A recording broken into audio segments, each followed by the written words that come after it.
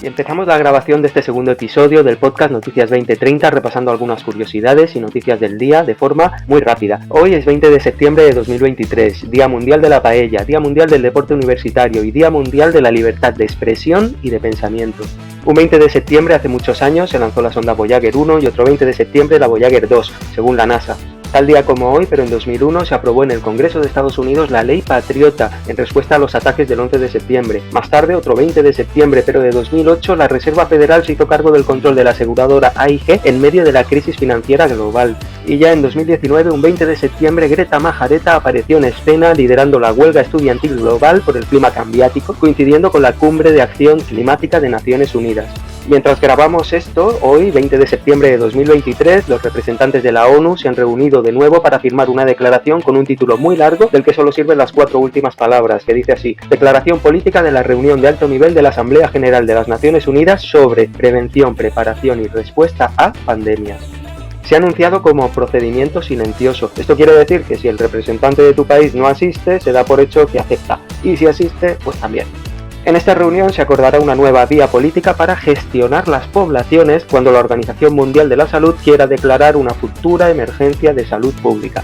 Mientras tanto, fundaciones políticas sacan a la luz simulacros de pandemias de alta mortalidad proyectadas para 2024. La OMS amenaza al mundo con que el coronavirus está regresando y le sumamos el virus del Nipah de la India, no confundir con los Impa de los bares. Algunos medios han mostrado aislamientos en Reino Unido, por ejemplo, con trajes de astronauta por, al parecer, algún viajero que pudiera presentar síntomas. Y hablando de viajeros, la isla italiana de Lampedusa, con 6.000 habitantes, ha recibido en menos de una semana más inmigrantes puestos de melatonina que población autóctona tienen. Pero no os preocupéis, activistas de varias ONG les han bailado un riguitón y ahí no tienen problemas de virus, pese a que la policía recomienda a los habitantes no salir mucho de casa. Estamos siendo testigos de cómo se destruye la civilización occidental y privatizan todos los recursos naturales, mientras la moneda digital sigue a toda máquina. Mastercard empieza a implementar el reconocimiento biométrico y facial en pagos minoristas, proliferan por todas partes los establecimientos sin personal humano y dentro de poco todos dependeremos de nuestra cartera electrónica donde almacenaremos nuestro identificador digital, certificado de salud, dinero y nuestros supuestos derechos y privilegios también estarán metidos ahí, basados en el crédito social de obediencia del buen esclavo y tasas de carbono que te aplicarán por el mero hecho de existir y respirar.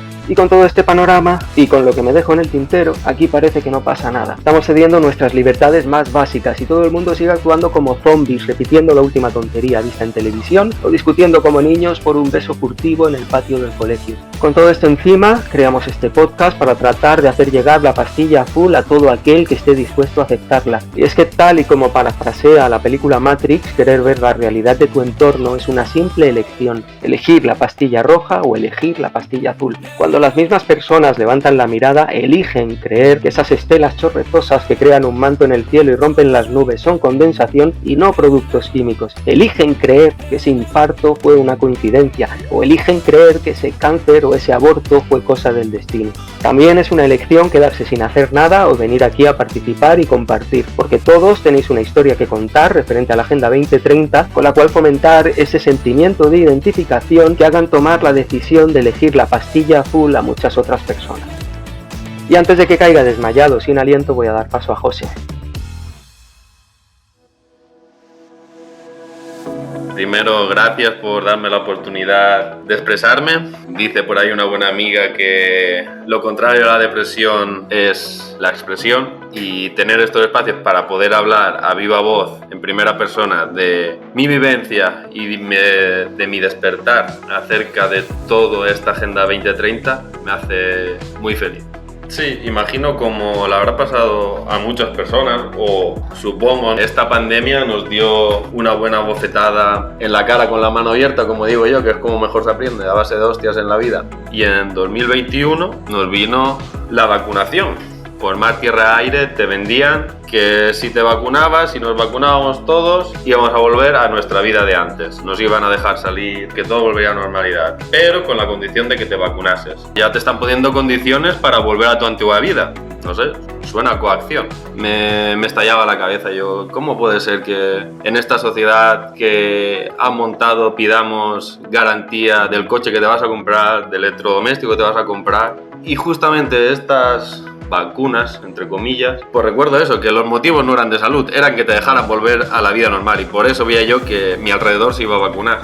Dejamos correr el tiempo y empiezan las vacunaciones de gente cercana a mí.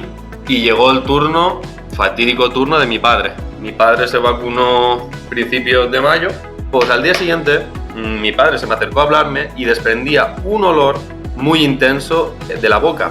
Y mi padre, a las 24 horas de haberse vacunado con la AstraZeneca, mi padre tenía una úlcera en la lengua, rezumando sangre y con un color morado, violeta, como si estuviera envenenado.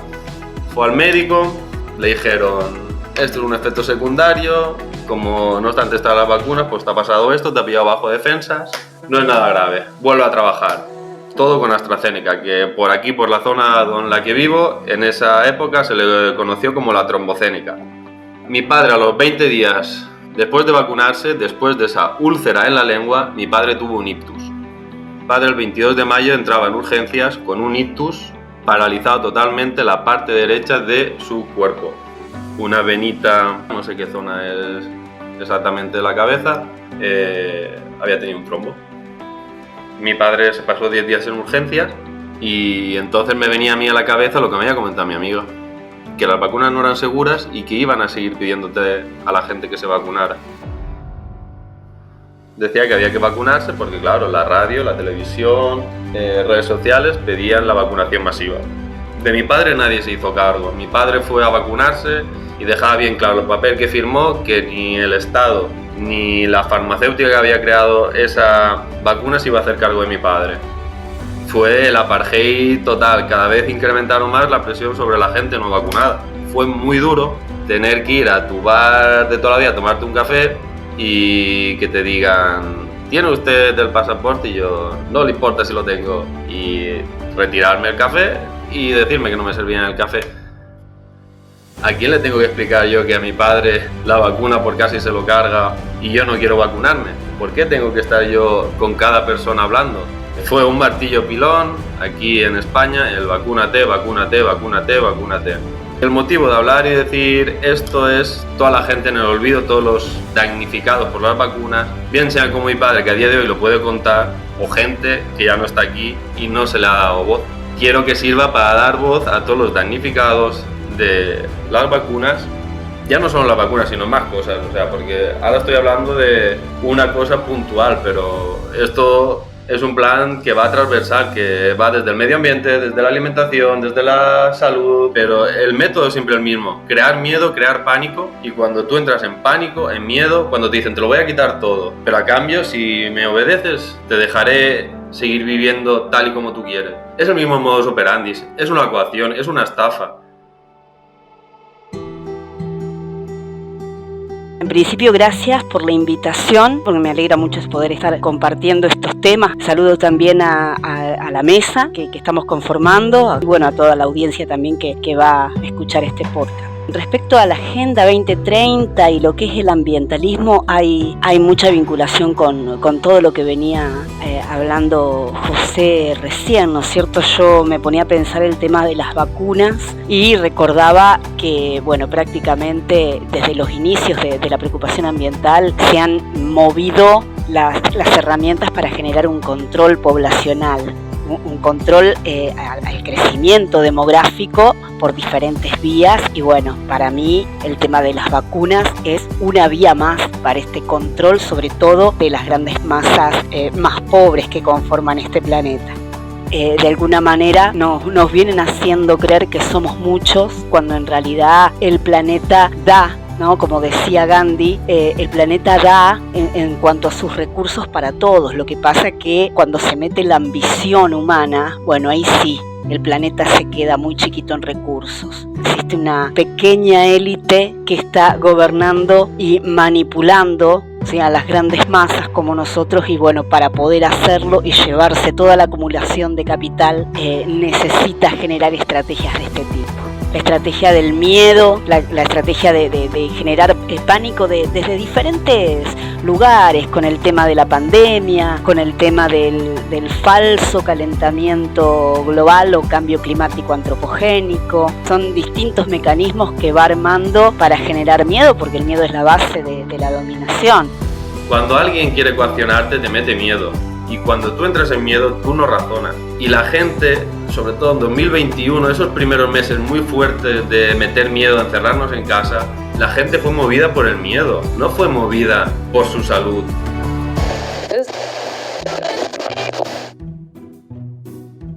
En el programa anterior os ofrecí unos tips sobre soberanía jurídica muy sencillitos, pero yo creo que lo más importante es la soberanía del alma. Y pues os voy a comunicar algo respecto a esa soberanía del alma, cómo llegar a empoderarnos y a poder dirigir nuestra vida desde el alma.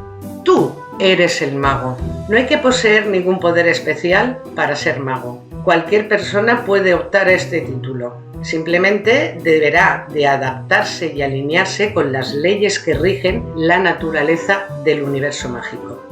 ¿Qué poder posee el mago? El mago es el soberano pontífice de la naturaleza y dispone de una fuerza que conoce. Es el creador del mundo pequeño o microcosmos, estribando la primera ciencia mágica en el conocimiento de uno mismo. Las condiciones indispensables para poder actuar como mago son sus 4 verbos: saber, osar, querer y callar. Vamos a ver qué es el saber. Saber es actuar con inteligencia y sensatez, sabiendo lo que se quiere, siendo la razón suprema el único principio invariable. Vamos con el siguiente verbo: osar. Poseer una audacia sin límites. No hay que tener miedo. El miedo anula la voluntad del mago. Querer. Tener una voluntad inquebrantable y un deseo claro, manteniendo la firmeza y manteniendo este deseo con una total firmeza y sobre todo concreción. Callar, la discreción y el silencio, y no alardear de nuestros actos. El mago no tiene esperanzas dudosas ni temores absurdos. Sabe lo que puede y nada le cuesta. Nada le cuesta osar, pues para él osar es poder. El hombre que es esclavo de sus pasiones o posee prejuicios nunca podrá ser el dueño de su voluntad. El mago piensa y quiere, rechaza la pasión, puesto que ésta representa un estado pasivo y desde ahí no se puede crear.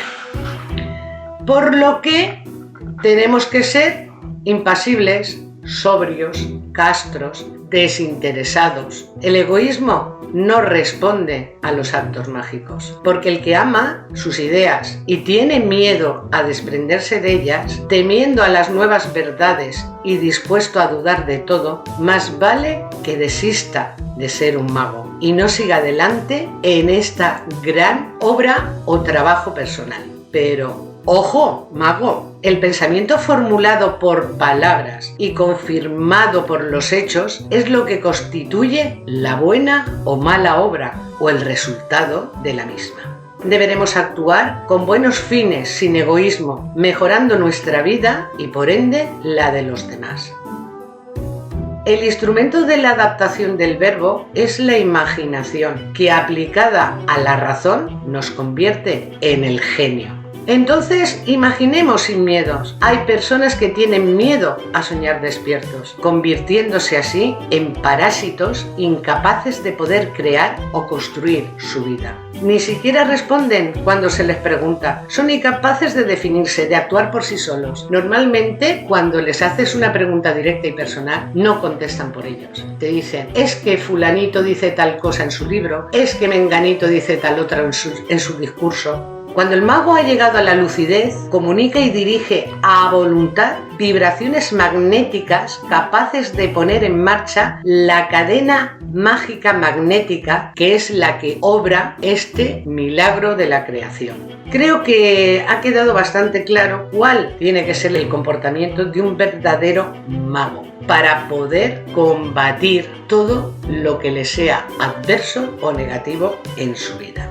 Cuidado, listillos, La magia utilizada con mal fin y egoísmo provoca efectos negativos, y cuando estos se han consumado, la factura que toca pagar es elevada y siempre cobran con intereses. Cuando el hombre hace el mal, se arroja en el desorden, infringiendo la ley conservadora de su felicidad. Confío en el buen hacer de los seres humanos vivos que se sientan orgullosos de iniciar un buen camino en esta magia soberana que os acabo de mostrar. Creo que la soberanía del alma es muy importante para poder hacer frente a toda la imposición de la Agenda 2030. Otra cosa fundamental, procurar ser felices. La felicidad es una energía tan divina, tan mágica y tan positiva que ya os está sirviendo de escudo de protección y para alejar cualquier mala vibración que os llegue en el terreno que sea.